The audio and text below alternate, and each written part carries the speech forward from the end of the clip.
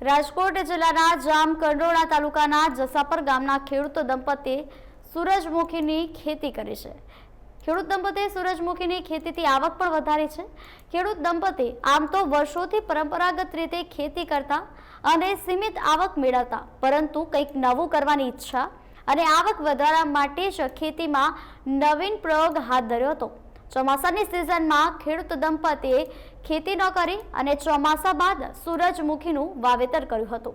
જો કે સૂરજમુખીના પાકના વાવેતરના કારણે દંપતીને રાહત મળી। મહત્વનું છે કે ખેડૂતે સૂરજમુખીની ખેતી માટે કાળજી રાખવાની જરૂર રહેતી નથી અને પિયતમાં પણ કાળજી રાખવાની જરૂર રહેતી નથી, જેથી ઓછી મહેનત વધુ આવક પ્રાપ્ત કરવાનો ઉપાય દંપતીએ શોધતા સૌ કોઈ તેમનું ઉદાહરણ લઈ રહ્યા છે।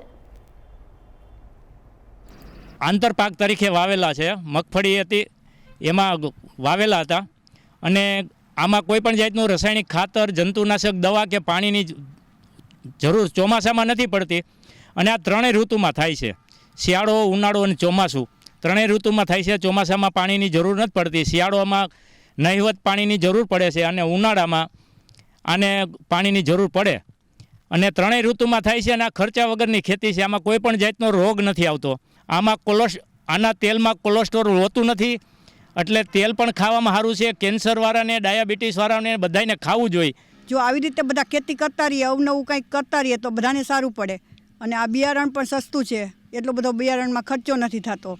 આપણે આ ખેતી કરવામાં કોઈ પણ જાતની મજૂરી નથી બેસતી। અમે તો બંને પતિ પત્ની ઘર મેરેજ ખેતી કરીએ છીએ, કોઈ પણ મજૂર બેસતા નથી। કોઈ પણ મજૂર કોઈએ ક્યારેય કીધા પણ નથી અને ખેતી કરવામાં પણ મજા આવે છે આપણને। એમ આ ખેતી કરવાથી આપણને આનું તેલ કાઢવાથી સૂર્યમુખીનું એ પણ સારું છે। નિષ્ણાતો આવીને કહી ગયા છે કે આ તેલ સૂર્યમુખીનું ખાવાથી આપણને બ્લડ પ્રેશર રહેતું નથી, કોઈ પણ જાતનું આડઅસર બીજી થતી નથી અને ડાયાબિટીસ પણ નથી થતી।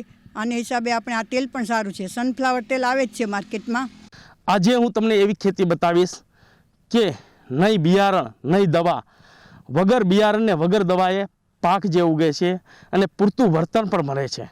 ત્યારે વાત કરી તો જામકંડોરણાના જસાપર ગામે જે પરસોત્તમભાઈ ખેડૂત છે તે સુરતથી પોતાની ગામ આવી અને એક ખેતી કરી છે। ત્યારે હું દ્રશ્ય બતાવવાનો પ્રયત્ન કરીશ। આપ જોઈ શકો છો કે સૂરજમુખી જે ફૂલ કહેવાય છે તેની ખેતી કરેલી છે।